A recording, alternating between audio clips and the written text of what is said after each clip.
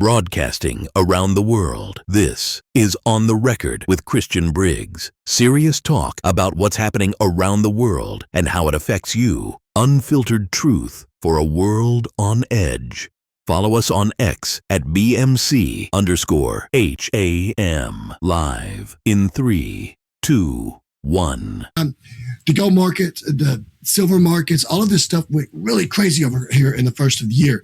In fact, I think that the future is really holding some interesting things that's happening. In fact, Christian Briggs has been talking about this for a long time. You've seen him come on here several times talking about the CBDCs, several times talking about all of the cryptocurrencies and all that, but even more so his expertise with the gold and the silver, the hard assets with his hard assets management group. Guys, you want to be hearing what he's going to be presenting here tonight. So let's go ahead and bring Christian Briggs back on. It's great to have him. Happy New Year, sir. It's good to see you. You too. And it's been a great year for precious metals. We're doing quite well, actually. Yeah, you know what, dude? I remember, dude, when I first really found out about precious metals, I was in my 20s. I'm trying to figure out how the hell do I get this stuff? Guys, it was like, gosh, $10 to $20 an ounce back then. And then, we always talked about, man, eventually this stuff's going to hit $50 an ounce, $100 an ounce. And then, but that seemed like, no, how's that ever going to happen? Even when you were investing in it and then buying the gold and the silver and stuff for yourself. Well, I'll be damned if we didn't start getting that way this year, right? Tell us a little bit about that, Christian. What happened this year? What happened at the turn of the year? Well, thanks for having me on, but let's talk about what the reality is, okay? So what you've got is you have a demand. Let's take gold. Gold is primarily being utilized as a backstop to the devaluations of foreign currency, including our own dollar. I hate to say foreign currency as being the only thing that's going down. I mean, if you look at 25, we had about a 12 to 15% decline in the dollar's value against most major currencies, especially the ones that are the primary ones, your pound, your euro, the Chinese yuan, the Russian ruble, the Indian rupee. So these currencies went up significantly. And I'm going to tell you something else, which is real crazy. 2 years ago, we were getting 24 pesos to the dollar. We're getting 16. Now, Mexico's economy is actually flourishing proportionately. Obviously, it's a smaller economy than ours is, but proportionally to where it's at, it's thriving better. It has less debt per capita. It actually has a better ratio to where we're standing with our 38 and a half, almost $39 trillion debt. So it's actually accelerated on the upside. So the dollar is just getting killed. I was talking to somebody who had been talking to some sources and people in D.C.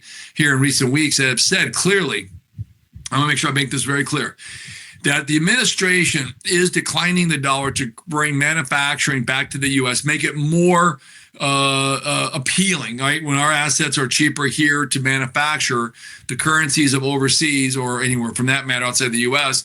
does offer a better opportunity because they can use their currency as a little bit more stronger way of which to gain some type of manufacturing here, whether it's buying, whether it's retooling, whether it's expanding. So when our currency is weak, it does afford foreign investors or manufacturers a better opportunity cost-wise. However, there's a price to pay for that, and that is that our currency now is deemed to be less valuable. So our dollar doesn't go as far when we're making capital expenditures outside the U.S. into Europe. To offset all that is precious metals are hedging not inflation, but the devaluation, okay, of our own dollar. And in the words of somebody close to people in D.C., they said that the administration, I mean, I don't want to destroy it completely, but let's just say the word was vaporize the dollar as we transition from paper to digital. And 3-4 years, we'll probably be a cashless society with programmable digital currency. USTD, stable coins are now becoming more flourishing within the marketplace, more transactional as a percentage. And that's going to probably lead us into a centralized currency within the next 5 years. And this administration won't be around forever. And you get a nefarious bad actors in the next one in 28, God forbid, they'll probably pull a couple levers and they'll centralize everything. So there is a movement, an understanding that we are going into a deflationary dollar. I call it deflationary because the dollar is dropping. And for the lack of a better terminology, to make it simple, we're devaluing the dollar to make manufacturing more appealing here in the United States. That's incredible that you say that, because, we watched even, and I just got so tied up that I didn't get to have you on when we started seeing that happen there with the Bitcoin. Now, it went down. People, it was crazy, the drop that happened in there. And then we've been watching this throughout the year, watching the movements that our administration, the Trump administration, is making regarding cryptocurrency and its move with Bitcoin, and the things that they seem to be signaling here about making it getting rid of the cash, got rid of the penny. And then now it forces stores not to be taking the pennies. It's weird about how this is, but it's like, because they've always been a move to make us a cashless society, because it's easier to control the people on the digital currencies, right? And but that's incredible when you speak about that, and you're predicting 3 to 5 years. That's insanely fast, especially when people just really kind of started seeing this thing within the last couple of years, this whole digital assets thing that people were really putting an eye on. That's a really, really profound thing that you're saying there, Christian, that now what we have is not going to be as good. So that would make us need to get more into these hard assets, right? Yeah. So let's talk about the devaluation. Devaluation is not something that happens by accident. You have to fundamentally want to destroy your currency or devalue it for some reason. I mean, destroying is obviously the most egregious of all the words I could have chosen. I mean, we're not egregiously here trying to destroy the dollar, but we are trying to vaporize it in its current form to transition to a more stable type method of payment, a transformation that will go from paper all the way to digital. But the problem that you got is, in order for be able to control the digital aspect, to be able to make sure that the maintaining of who's who in the zoo when it comes to transactions, what buyers, sellers, buyers, you have to centralize the surveillance or centralize the ability in which to watch. Okay, let's just be realistic here. People think that they're going to live in this anonymity world of digital currency with Bitcoin. They're going to be very disappointed in the next 3 years, because much like what we're seeing with Venmo, every $600 in total transactional value this year that's being set by any individual or corporation, they're monitored by the IRS in real time. And once that happens, they're going to get these big fat bills saying, look, you transacted $70,000, $10,000, even $5,000. You need to explain how that's not income, because the majority of Venmo transactions are payments for goods and or services rendered. That is an income, whether it's a corporate or it's a personal. That is a very easy thing to understand. So once you start to surveil, and you have this way of which to understand how these payments are being made and then transferred over blockchain. It's over blockchain. It's going to be a centralized blockchain that will ultimately get to. And make no mistake, the Federal Reserve's already built this.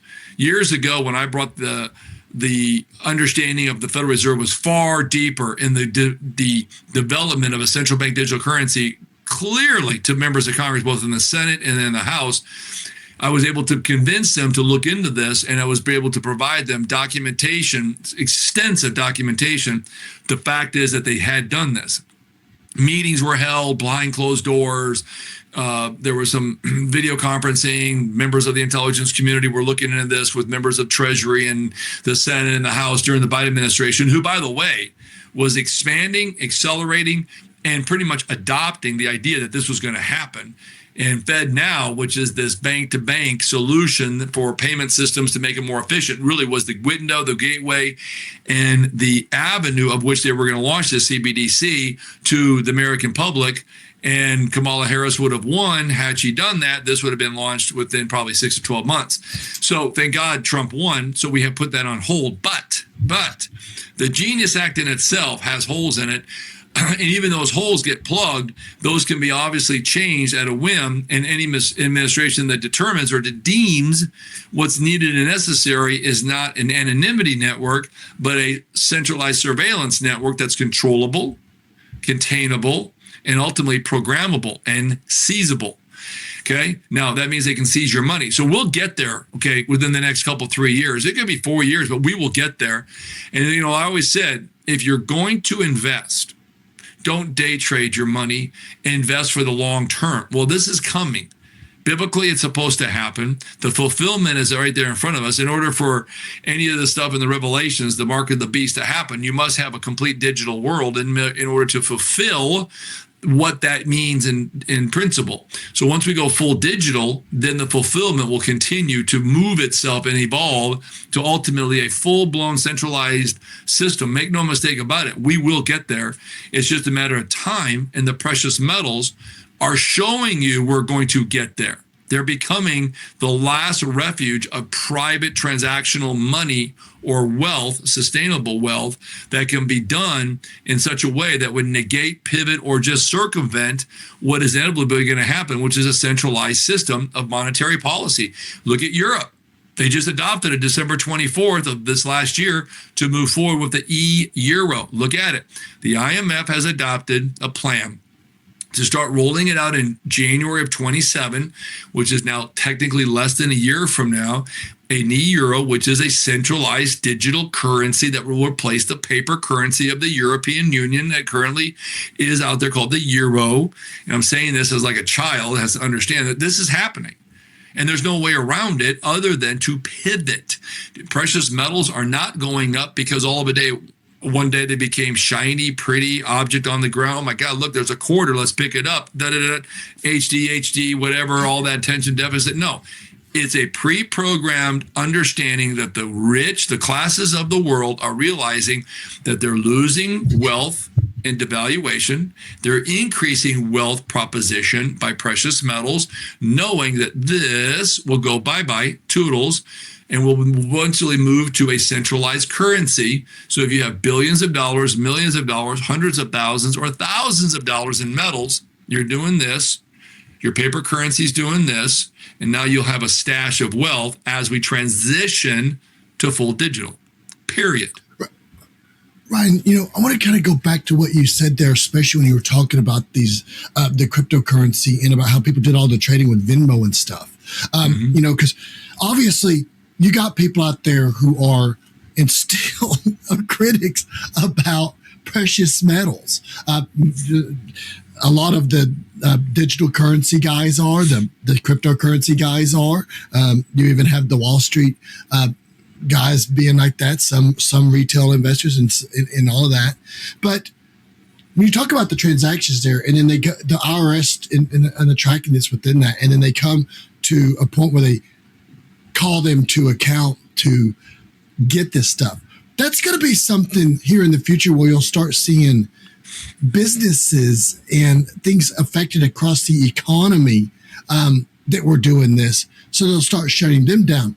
That's something very vast right there, right? Sure. Look, we're not just transitioning with currency into an electronic database. So it's what it is. It's a database that stays within the blockchain that clearly identifies who's who in the zoo in one transactional processing, much like MasterCard, Visa does with any of their partner banks that process credit cards. It's impossible to use a credit card and be have anonymity within any transaction. That's impossible. So the same process, principles, and understandings will apply to dollars that are transacted with other methods, but they're on the exclusive rails of the central bank, whether we call it the Federal Reserve or Trump takes the debt and then transforms that into the Federal Reserve. They buy it or they just push it there. They use crypto to be able to degrade it. I call it degrading, which is decreasing the value, making it less attractive or less appealing. Whatever method, and there's plenty of reasons why he's doing it. There's 3 or 4 different ways he could do it, in which he is doing it.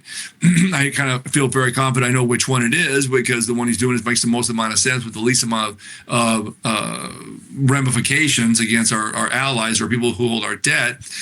At the end of the day, once you transition to this, you're not going to go back to paper. You're never going to have what we had 30 years ago, 50 years ago, before 9/11, which was freedom to travel. Anonymity was still a respected word, and we didn't have the surveillance that we do today. We continue to give up more and more freedom, more and more rights of privacy because of efficiency. When you think about it, people will be like, oh, here's my phone. Let me do biometrics because it's easy then for me to unlock the phone and to utilize the applications and the services that are provided in the phone with biometrics. You do biometrics, I'm telling you, that is the first step to the second step, which is interlocking you to your wallet, to your social credit score, and that's the golden triangle. And we're there. They're there in Europe. Go try to say something. Dare you to pray silently in front of a church or abortion clinic in London or England, let's say for that matter, you will be arrested and go to jail for thoughts. Okay, there's your social credit score. That is coming here because we now already have limitations on free speech. Say certain things you say now, I mean, you're done. You're canceled. You're out. Goodbye, toodles. So we're moving into the direction where the money becomes the weaponization to make sure you're in compliance. So when precious metals are mentioned, and these people who continue to say, oh, it's not relevant, you're stupid. You're naive, or you're just lying because you don't want more people to buy while you continue to buy more. Silver is the bedrock. Do you think we went to Venezuela for just oil? That's stupid to think that way. There's a multiple of elements that we needed that are critical to sustain the growth and the sovereignty of the United States international security policy. So we took that away from China, who was gaining ground. They were winning in areas of monopolization of silver or lithium or cobalt or gold or oil, cheap, ineffective metals or elements that are critical to their strength, okay, their expansion to de-dollarization methods with the Briggs. It's a fact. What Trump did was a move on a chessboard where he basically moved, boop, we're going to take Venezuela. It's not checkmate yet, but guess what? We're one step closer to your king. The next step could be Iran, Cuba, Greenland. It could be a host of countries and a host of elements that he seizes, and he starts to control the flow of oil with the price of oil. He wants $40 oil. That would crash that. It would severely hurt Russia. Now, it would give opportunities to other countries for low oil prices, but the Middle East, who does help in some ways, China, they got a little going around the old sanctions there, Iran, hello. So that would hurt their industry. So there's a lot of moves yet to be made. But at the end of the day, you're going to see precious metals, key components in the future of this country and the world. Silver for AI, silver for EVs, silver for solar panels, which are going to be now lifted into the space to create 24/7 solar infused, solar created data centers that will never turn off. Lots of silver in wiring. You can't make a data center without millions of ounces of silver based on some of these. I mean, have you seen some of these data centers? Buddy, they're as big as a stadium or as big as, in some cases, I think the Meta one, either in Louisiana somewhere, is as big as Central Park. Now, I don't know exactly how big Central Park is, but it's pretty darn big. I believe it's like 620 acres or 640 acres, give or take. And if you're talking about that much data center under roof, that's a lot of square feet. Right, man. That's, because I've always been, even back then, in the early 2000s, that when I was looking at silver, that, because I worked in the electrical industry, I was working for GE, that we knew that was being used inside of the solar panels and stuff, and about how that would be, a really great investment just because, you can't get it back. So it's making silver more rare. But also you read my mind and went into Venezuela because I was about to ask you about it. There's a lot of people going around saying that, this was a move to put our position stronger with the petrodollar once again. Is that a true assessment, or does that go away from when you're talking about the devaluation of the dollar to move into the digital currencies? No, there's truth in that. I mean, remember when Venezuela was selling oil through a lot of the members and partners within the Briggs, I call it the fraternity of countries that are trying to destabilize our currency or destabilize our financial system. It was mostly settled in Chinese yuan. So that did negate the dollar from participating in billions of dollars on a month, a quarter, a year, hundreds of billions of dollars more than likely, in transactional values. In other words, the demand would have not been there because the dollars weren't needed to make those transactions. They're all done in localized currencies. So it does help on the petrodollar. Now, will it be significant enough to save the dollar? No, it's not going to be significant enough. It's just one little piece. It's kind of like you got 50 pieces of a puzzle. Maybe 10 pieces are showing themselves clearly to identifiable, interconnected. Could you still see the puzzle? No. You get a good understanding of how it's being laid out, but you still got many pieces in which to go and have them interconnected to fall into the right place in order to truly see the picture. Now, I understand where we're going. I understand the relevancy of what Venezuela represented in a host of different things, from a petrodollar to silver to gold to lithium. And also, it's also a little bit of a mindset.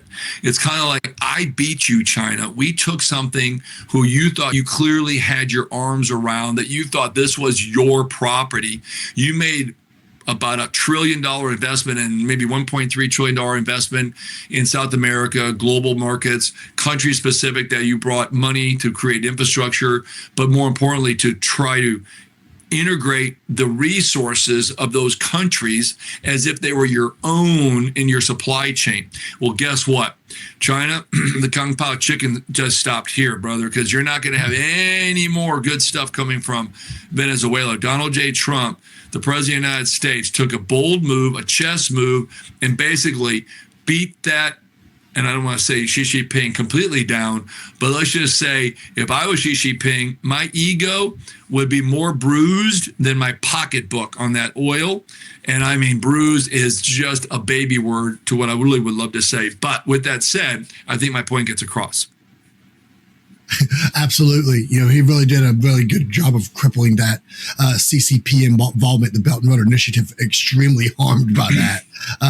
So, Christian, obviously, we talk about these things and your vast amount of knowledge on this subject matter, but we need to know where they can get with you on these things, because people can sit here and listen to you all day, but they need to take action and then take care of these things. How do they get in contact with all of you guys so that they can start moving forward in the way that you're saying that needs to be done? All right, let me do this. I'm going to give you my phone number. You can call our toll-free number right here. Okay, if you're ready, it's 844-426-4653. Okay, 844-426-4653. That's our number for inside the U.S. So you can call us toll-free, ask for any one of our people in customer service, say, look, here's what I'm looking to buy. You can find us on X at BMC Bravo Mary Charlie _HAM BMC _HAM. Call us or go on X, follow us, and call us. There's nobody who will beat our prices. You go ahead and call us. No legitimate value that we can't beat on pricing or quantity on any precious metals. We don't do copper, but we do platinum, palladium, rhodium, gold, silver, which, by the way, the platinum group metals have doubled in the past, 12, 18 months as well. Those are all used within nuclear energy. So look for those to continue rapid growth as we transition to nuclear, which is a mandate that Trump made very clear lately. So get a hold of us and we'll quote you anything you want delivered to your doorstep. But remember this. Silver is a strategic metal for national security policy.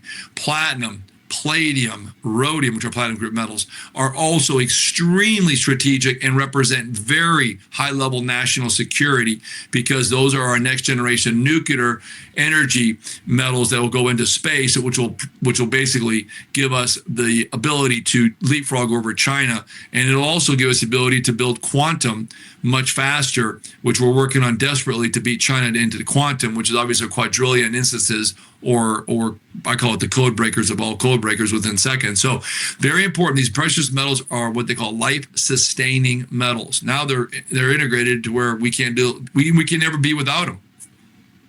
Man, that's awesome stuff. Christian, I really appreciate you coming on with us tonight.